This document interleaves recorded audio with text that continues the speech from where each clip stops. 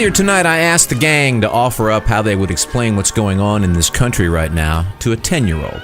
The original idea for that came to me as I read of the shootings in Minnesota and Louisiana, and truth be told, as I've watched the presidential campaign slog its way down an exceptionally slimy trail this time around.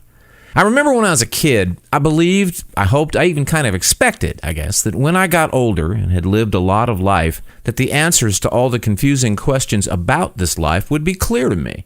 Listen to your elders, I remember being taught. Older people are wise was something I heard a lot growing up, and I looked forward to gaining that knowledge and that wisdom and maybe someday even being the wise older person that young people would come to for answers, maybe even look up to. And now as I approach another milestone birthday, one that actually officially qualifies me as a senior citizen, I realize what a huge and not just a little sad joke life plays on us. Hatred and bigotry and prejudice and fear and all the anger and violence and viciousness that results because of them are not to be found in kids. Those poisons aren't part of the bloodstream in newborns. They're not something that comes into their brains around the same time that teeth start to come into their mouths for the first time. Just like math and science and vocabulary and grammar and riding a bike and throwing a ball and all the thousands of other things that we teach our children, so too do we teach our kids how to hate and fear and reject and lash out against. There's a remarkable song in the famous Broadway musical South Pacific that sums up the whole sad, sorry state of things in a few sad, sorry lines. You've got to be taught to hate and fear. You've got to be taught from year to year. It's got to be drummed in your dear little ear. You've got to be carefully taught. You've got to be taught to be afraid of people whose eyes are oddly made and people whose skin is a different shade.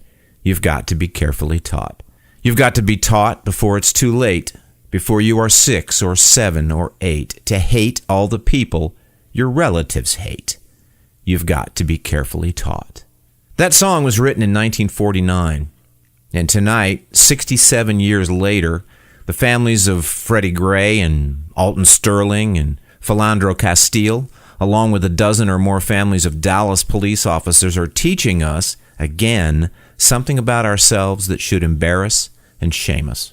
There's a schoolhouse in every neighborhood, in every town, in every state of the United States of America. And sadly, with all that education available to us, we still haven't learned a damn thing about prejudice and poison. We could learn a lot from kids. We just have to do it before they start learning things from us. You've got to be taught to hate and fear. You've got to be taught from year to year. It's got to be drummed in your dear little ear. You've got to be carefully taught.